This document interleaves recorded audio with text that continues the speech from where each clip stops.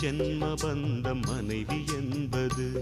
இதில் நீ வேறு நான் வேறு யார் சொன்னது? கல்யாணமே ஒரு தெய்வீகமே, சம்சாரமே அதன் சந்தோஷமே. ஒரு வான் நிலவும் பிரிந்து வாழுமா?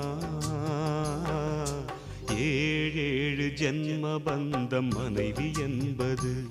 இதில் நீ வேறு நான் வேறு யார் சொன்னது?